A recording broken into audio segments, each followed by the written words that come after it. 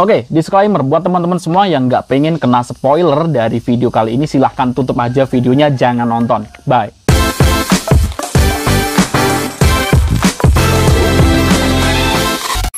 Ya halo, apa kabar sobat-sobat semua, ketemu lagi dengan aku Bang Dar di Bugboys. Nah, di video kali ini kita di segmen ngobrol santuy ya. Jadi udah lama banget Bang Dar nggak bikin konten ngobrol santuy, dan kali ini Bang Dar bakalan ngobrolin tentang komik Tokyo Ghoul ya. Jadi Bang Dar bakalan baca semua ini hari ini secara maraton ya. Untuk yang volume pertama Bang Dar udah selesai kemarin dan udah Bang Dar review ya. Jadi nanti di sini Bang Dar bakalan share juga ya kesan setelah baca, isinya apa dan gimana pendapat Bang Dar tentang komik Tokyo Ghoul ini. Sebenarnya lebih afdolnya atau lebih kerennya kalau dari komik ini tuh ada semuanya gitu ya, baca dari 1 sampai 14. Cuma sayangnya Bang Dar nggak punya yang volume ke 6, 7, 8, 9, 10. Iya, 11, 12. Oke, sebelum kita mulai videonya, buat teman-teman semua yang baru gabung di channel Bugboys, jangan lupa klik subscribe dan nyalakan notifikasinya, biar kalian nggak ketinggalan video terbaru dari Bang Dar. Dan Bang Dar makin semangat untuk ngoceh dan misuh di video kali ini. Oke, langsung aja kita mulai videonya ya teman-teman semua.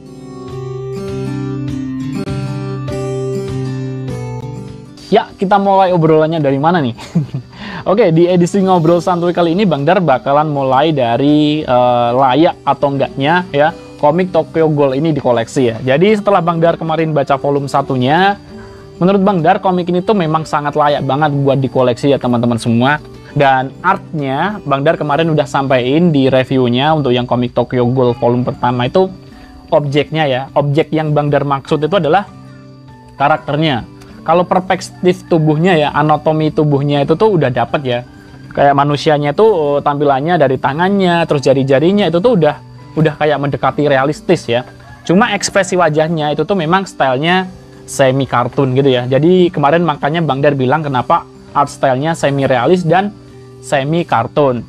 Tapi untuk ekspresinya tuh kayak masih belum dapet, dan apa ya, kayak artnya tuh belum matang gitu loh teman-teman semua untuk ekspresi wajahnya. Tapi setelah masuk ke volume 3, 4 ke atas itu tuh, dan Bang Dar punya yang volume ke-14 itu tuh artinya udah bener-bener matang. Kalau kalian nggak percaya silahkan ya, yang punya silahkan bandingin tokoh Kaneki di volume pertama sama yang volume 14. Itu tuh udah beda banget ya. Karena memang mangaka itu tuh kalau di volume awal sama volume tengah ke atas memang stylenya jadi lebih beda, lebih matang kan. Kayak Naruto ya, Naruto di volume awal sama yang akhir kan udah beda. Yang paling jelas bedanya itu kalau kalian baca serial Bleach. Itu tuh Ichigo yang waktu di awal itu mukanya kotak-kotak gitu ya, kayak trapesium gitu, tapi yang udah mulai volume 19 ke atas itu tuh udah dewasa banget dan bagus banget gitu teman-teman semua. Nah, kalau kita buang sisi objeknya tadi ya, kita masuk ke backgroundnya. Waduh, ini backgroundnya keren banget loh teman-teman semua, detail banget ya. Sayangnya di sini tuh background yang ada di sini panelnya itu memang stylenya nggak terlalu banyak meng-highlight panel yang gede-gede gitu ya. Jadi memang kayak dibuat bener-bener seimbang. Jadi panel itu satu halaman berisi beberapa panel. Di situ satu apa ya, kayak satu panel aja tuh keren banget. Backgroundnya keren banget, tapi cuma kecil gitu aja ya. Kalau itu di highlight jadi satu halaman atau 2 halaman itu kan jadi lebih keren ya. Tapi karena di sini memang apa ya, makanya Bang Dar bilang di sini kayak ceritanya tuh bener-bener nggak tanggung-tanggung dan nggak setengah-setengah ya. Jadi nggak pedulilah, nggak usah buang-buang halaman untuk ngasih highlight segede itu. Intinya memuaskan pembaca dengan ceritanya yang padat, simple. Kemudian juga di situ isinya banyak. Intinya kayak gitu. Makanya ini komik cuma sampai 14 volume aja ya. Andai ini tuh kayak dibikin halaman beberapa yang di highlight biar gede, terus kayak diperpanjangin dikit, mungkin volumenya bisa sampai 20 ke atas. Tapi di sini tuh memang bener-bener padat banget isinya ya. Kalau Bang Dar lihat itu satu volume aja di situ udah isinya banyak banget gitu loh teman-teman semua. Jadi menurut Bang Dar dari segi artnya ya, terlepas dari objeknya, backgroundnya udah keren banget. Bang Dar suka banget, pemakaian tonnya juga kece banget. Variasinya juga keren banget, dan di sini memang layak banget buat dikoleksi. Ceritanya tentu saja juga sangat menyenangkan dan sangat mengasihkan, dan pastinya bener-bener bacanya tuh kayak sekilas kayak bikin deg-degan gitu loh teman-teman semua ya. Sekarang dilemanya, kalau mau collect gimana Bang Dar? Kemarin Bang Dar udah singgung dikit di video reviewnya ya. Jadi untuk komik ini, kalau menurut Bang Dar, buat kalian yang mau kolek sekarang ya kolek aja, nggak apa-apa. Kalau dulu mau kolek itu kayak bikin deg-degan ya, karena volume satunya nggak ada, langka. Kemudian volume 2-nya juga udah mulai hilang. Yang 789 tadi Bang Dar bilang memang udah goib gitu ya. Ada yang ngejual harganya sampai 500.000 satunya. Sampai 400.000, 300.000, 200.000. Waduh, ini kan, aduh, kalau dipikir-pikir ya sebenarnya itu terserah mereka yang ngejual ya, teman-teman semua, mengingat komik ini langka. Tapi kalau Bang Dar pribadi, sebagai pembeli, kalau melihat satu komik Tokyo Ghoul dihargai ratusan ribu, 4 atau 500.000 atau 300.000, mendingan sabar dikit buat nunggu cetulnya. Atau kalau kalian memang nggak sabar, daripada beli satu komik seharga 500-an ribu atau 400.000, mending kalian nabung lagi, tambahin uangnya, beli aja yang set ya, 1-8. Iya nggak sih? Tapi seringkali kita itu kayak gini ya, udah punya komiknya yang cabutan, tapi mau beli set tanggung. Nah, kalau kalian bingung kayak gitu, nggak usah bingung-bingung teman-teman semua. Jadi gini aja, kalau kalian udah punya beberapa volumenya, dan kurang beberapa volume tertentu, kalian ternyata pengen beli yang set, beli aja.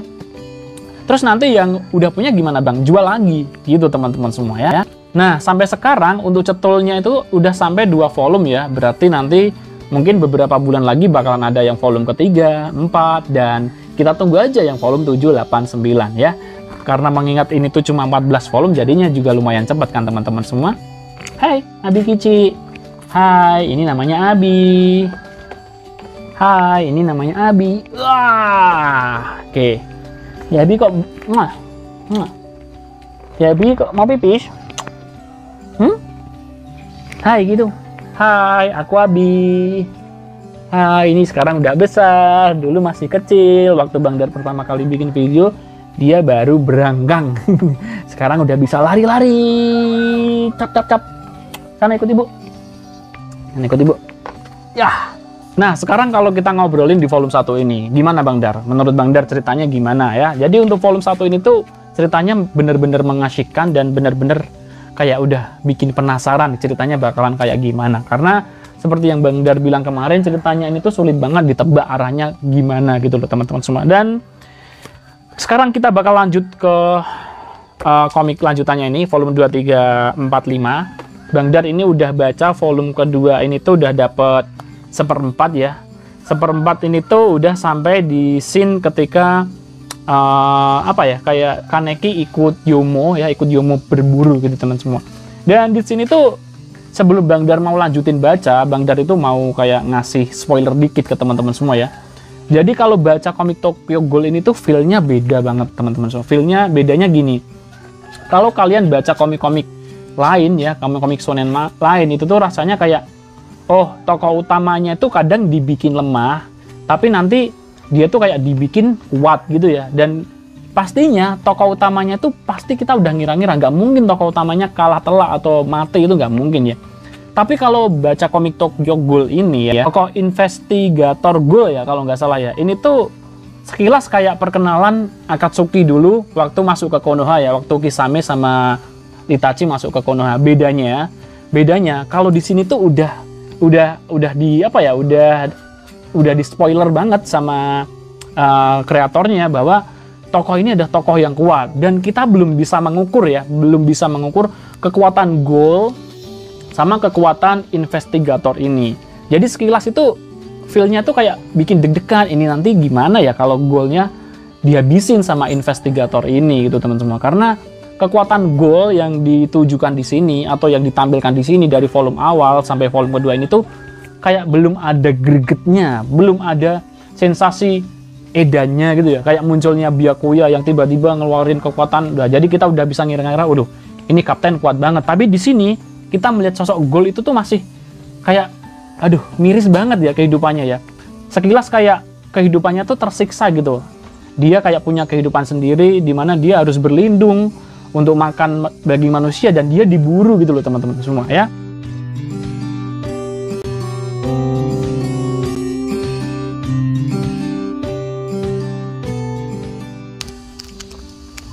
Di sini ada tokoh yang bernama Amon ya. Ini tuh kayaknya karakternya kuat banget. Dan kalau nggak salah Bang Dar kayaknya pernah nemu tokoh ini, bukan nemu memungut ya. Karena kayaknya tuh Bang Dar pernah lihat tokoh ini di volume akhir, di volume 14 kayaknya loh ya, kalau nggak salah.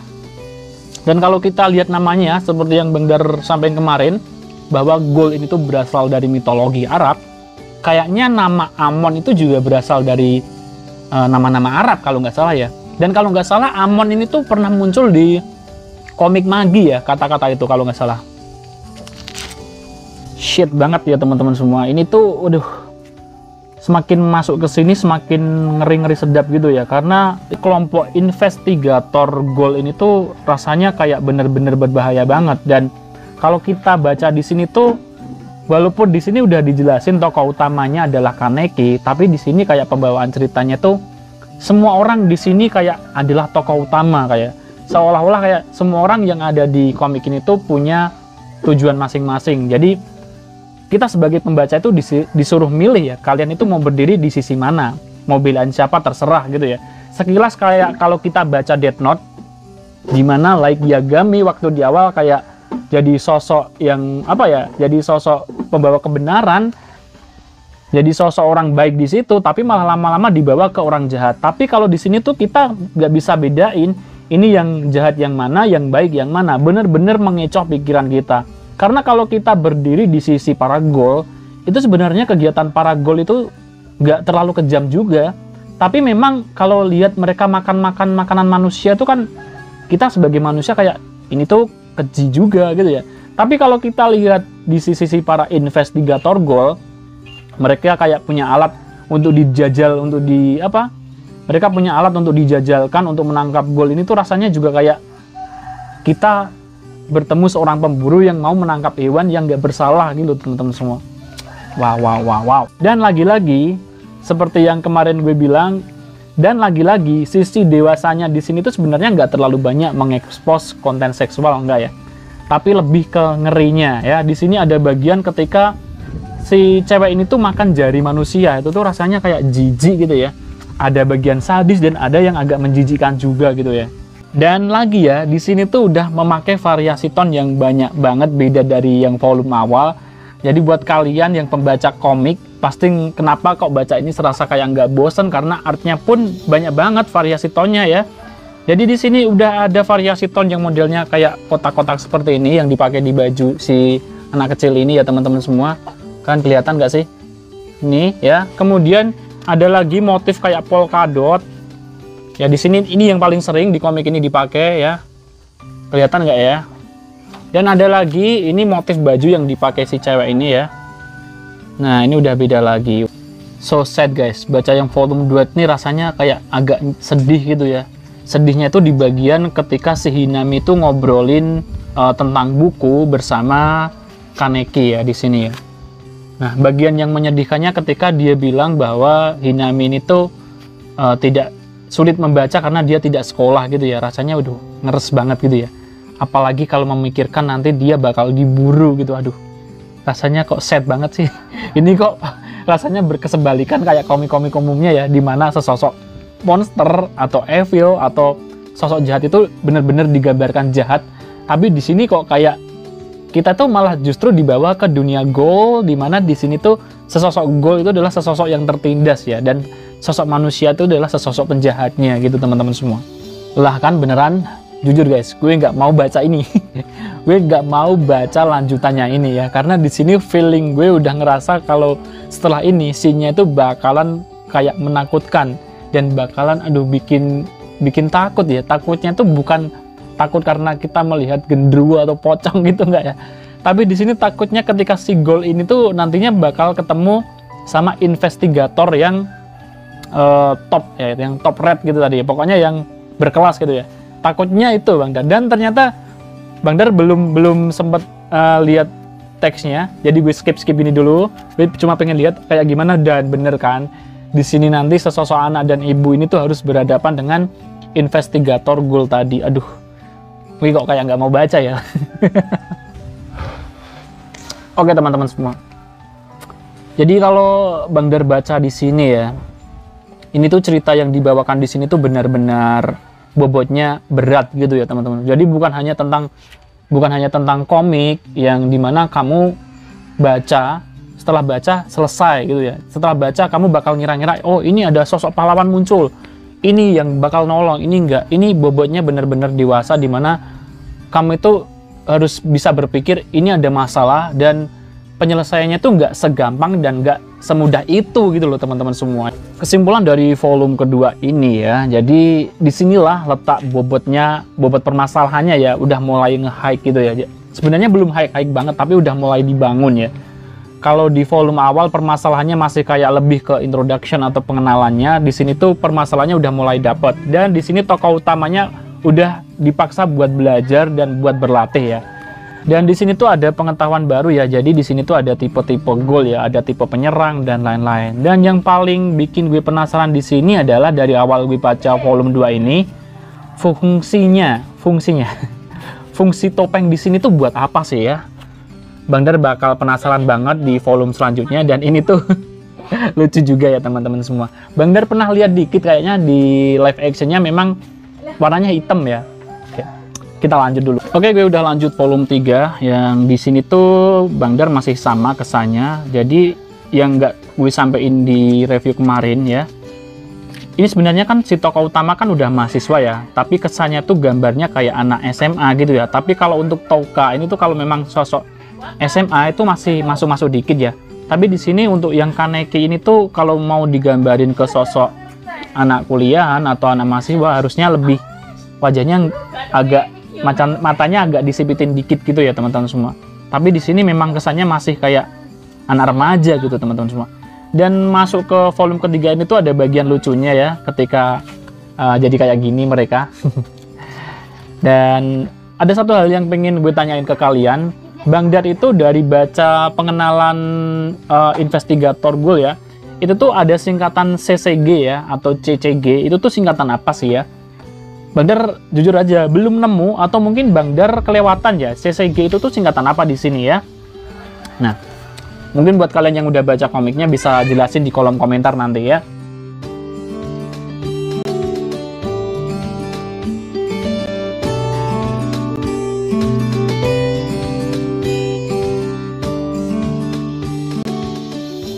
Oh no. Komik ini di bagian pertengahan udah mulai ke ala-ala detektif gitu teman-teman semua ya.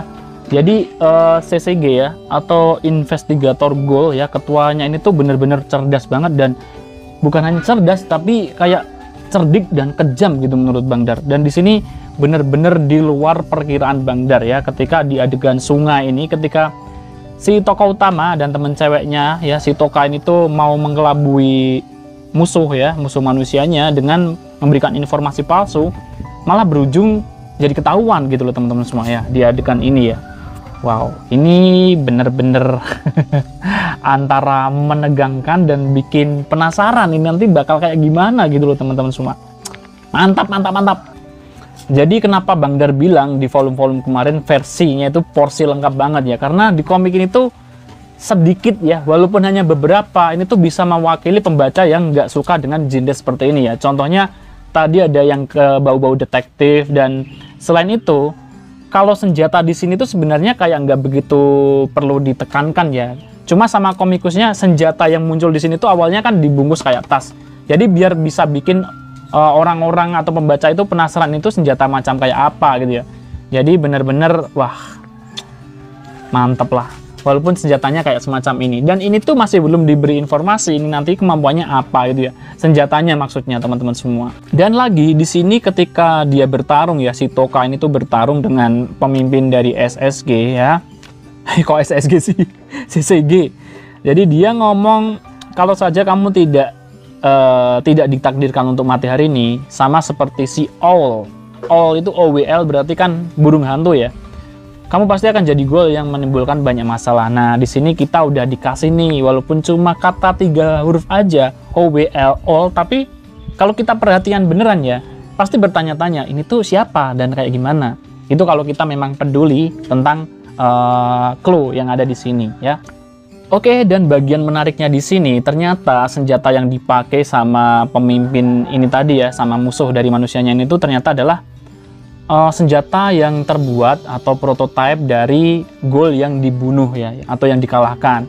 Jadi di sini tuh ternyata terbuat senjatanya tuh adalah dari ayah dan ibunya si tokoh ini ya, yang di sini tadi teman-teman semua. Wow, sekilas di sini kayak baca komik kaiju ya, yang Kaiju 8 ya teman-teman semua, dimana di situ banyak, bukan banyak sih, sosok kaiju itu tuh ternyata dimanfaatkan untuk dipakai buat senjata gitu teman-teman semua. Sekali lagi, makanya gue bilang ini tuh komik yang berbobot dewasa, karena pembaca bukan hanya dituntut untuk membaca, menikmati jalan ceritanya aja, tapi juga dipaksa buat berpikir ya, dengan teks seperti ini, pancingan seperti ini ya.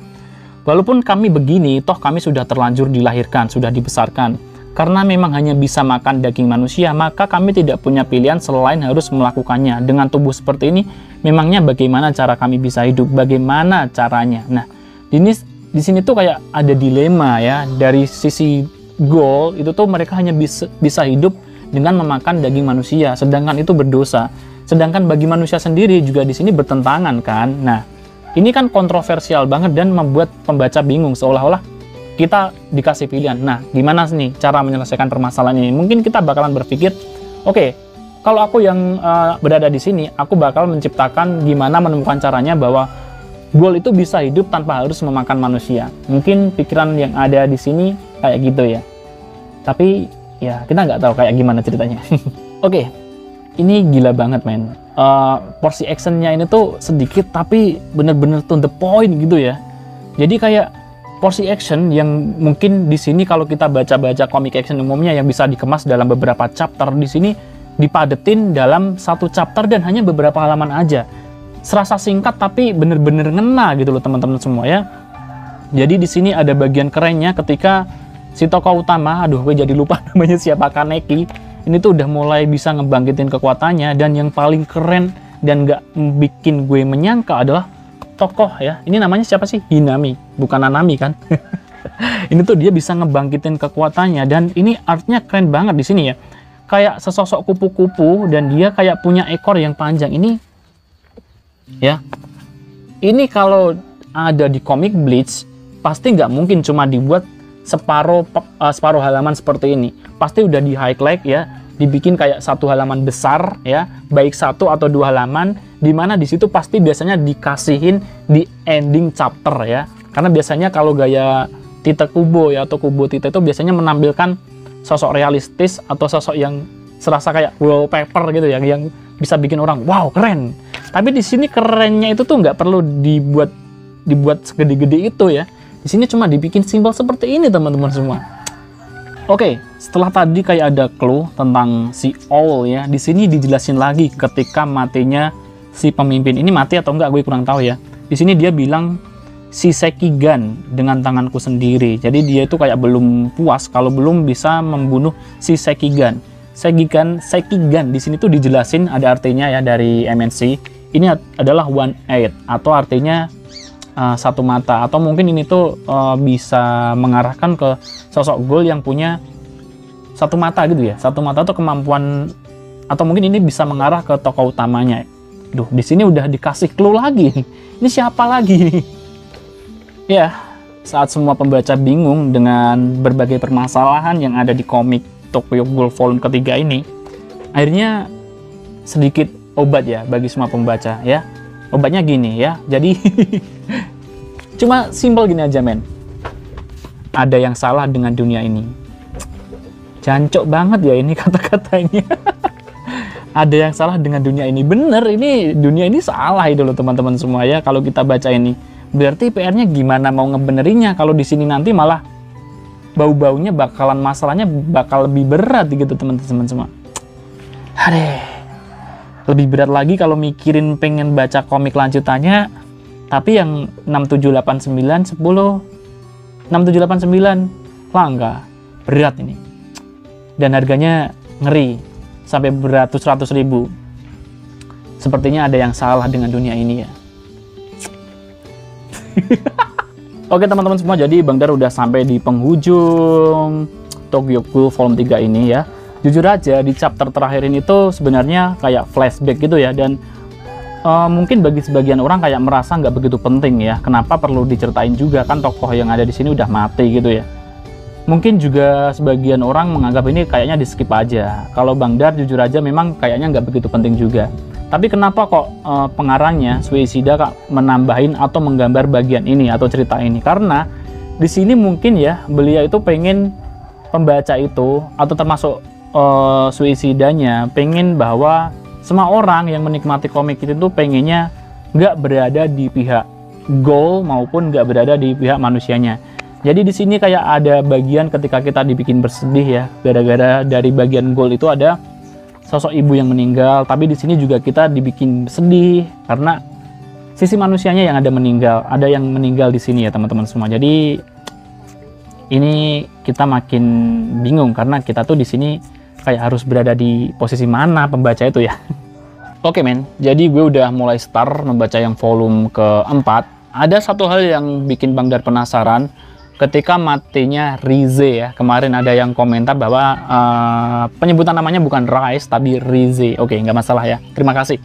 Jadi aneh aja sesosok Ghoul yang kuat di sini, si Rize itu tiba-tiba bisa ketiban besi baja gitu ya dan langsung mati. Dan paling aneh juga adalah ketika dibawa ke dokter, ini tuh masa dokternya nggak bisa tahu bahwa yang mati dan ditransplantasikan itu anak perempuan itu adalah sesosok Ghoul. Ini aneh juga ya. Dan ternyata di volume 4 ini ternyata dibahas lagi. Ini dokternya ya. Menurut Bang Dar ini tuh agak mencurigakan ya dari dokternya. Belum kelar masalah pertikaian antara Ghoul dan tim CCG. Kok kayak serasa kita tuh dibawa ke sebuah misteri lagi gitu ya teman-teman semua. Dari beberapa halaman dari masalah dokter tadi, di sini kita udah dibawa ke masalah temannya yang bernama Hide ya. Jadi si Hide ini tuh di sini ternyata orang yang cerdas banget gitu loh teman-teman semua. Dan feeling Bang Dar itu kayak serasa kayak bisa merasakan apa yang ada di komik ini, bahwa si temannya ini tuh sosok yang menakutkan. Kalau dia nanti menjadi tim CCG ini tuh bisa jadi dia orang yang sekelas L kalau di Death Note ya teman-teman semua. Oke, jadi di volume keempat ini tuh lumayan agak gimana gitu ya, karena ada tokoh baru. Jadi pembaca itu kayak dibikin kayak agak lega gitu ya, bukan lega sih ya. Ibarat tadi kita udah dikasih cerita yang mulai naik gitu, udah mulai tegang-tegangnya. Ini tensinya kayak diturunin ya dengan hadirnya tokoh baru. Dan di sini tuh ada Ghoul namanya Susukiyama, Ghoul Gourmet. Gourmet itu tentang makanan ya teman-teman semua. Gimana ceritanya ini ya? Dari beberapa komik yang tadi gue baca tuh sebenarnya ada beberapa quotes ya, tapi nggak Bang Dar sebutin ya. Tapi ada salah satu, bukan quotes juga ya, kata-kata yang menarik di sini ya. Di halaman 66 ketika si Ghoul Gourmet ini bertemu dengan Kaneki ya. Dia bilang kayak gini. Kalau punya pengetahuan tentang apa yang diceritakan dalam suatu bagian buku, maka kita bisa semakin menikmati ketika membacanya. Hanya dengan satu kalimat, kita bisa membayangkan banyak hal. Menurutku, semakin dekat persepsi pembaca dengan penulis, maka akan semakin dalam kenikmatan yang bisa diperoleh dari membaca karya itu. Ada tokoh baru di sini yang kayaknya cantik banget nih ya. Wow, dan ini kayak siapa ya? Kayak Rangiku Matsumoto di Bleach kali ya. Beda dong, kalau yang dari Rangiku Matsumoto di Bleach kan gede, high. Kalau ini sih kayaknya standar, agak gede dikit gitu. Apanya bang? Mukanya guys, jangan mikir aneh-aneh dong. Oke, ketika suasana lumayan agak tenang dengan dua tokoh baru di sini, pembaca disuguhi ya, bukan dikasih, disuguhi sesuatu yang lumayan baru lagi, dan ini penuh plot twist lagi ya teman-teman semua.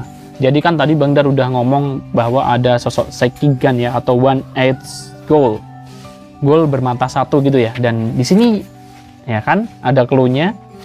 Tapi menurut Bang Dar yang dimaksud tadi ya, itu tuh bukan sosok ini. Tapi mungkin ada Ghoul lain lagi yang modelnya kayak si tokoh utama ini ya teman-teman semua. Bikin penasaran aja nih komik. Oke, di saat semuanya sedang kayak campur aduk ya antara Ghoul bermata satu, yang di sini ternyata dijelasin bahwa Ghoul bermata satu itu adalah kayak campuran ketika Ghoul menikahi manusia gitu teman-teman semua ya. Itu kita udah dibikin bingung di situ. Dan di sini ada satu hal lagi ya yang Bang Dar bilang dari awal. Bang Dar udah merasa bahwa kematian si Rize ini tuh nggak wajar. Jadi ternyata ada orang yang sengaja merencanakan kematian Rize itu, dan kebetulan si Kaneki itu malah jadi Ghoul di sini. Siapa itu? Nah, ini tuh udah jadi plot twist juga ya. Dan ternyata di sini untuk mengungkap informasi itu ada hubungannya dengan si Gourmet tadi yang mendekati si Kaneki. Wow, ini bener ceritanya bener-bener diulek-ulek kayak sambal ya teman-teman semua. Ini adalah bagian yang mengerikan dan bagian edan teman-teman semua. Karena ternyata undangan dari temennya si Gourmet tadi di sini tuh mereka bukan untuk menemukan atau mengajak buat makan bareng itu enggak, ternyata malah bakal dimakan sama orang banyak gitu teman semua. Dari semua komik Tokyo Ghoul di volume 1 sampai 3 ya, volume keempat ini adalah bagian yang lumayan nge-slow tapi juga lumayan paling menegangkan dan paling keji. Karena di sini kayak ada adegan atau scene yang bener-bener kejam banget ya teman-teman semua. Jadi buat teman-teman semua, Bang Dar ngomong buat yang belum cukup umur atau nggak pengen melihat adegan-adegan berbahaya, sebaiknya jangan baca dulu komik ini ya. Oke, jadi gue udah selesai baca yang volume keempat dan ternyata bagian endingnya lumayan sebenarnya Bang Dar udah nebak-nebak ya, tapi memang nggak begitu pas ya. Jadi ya udah, ending yang tadi kayak dibuat kayak naik itu diturunin lagi ya temponya. Oke, ini pembawaan ceritanya bagus banget.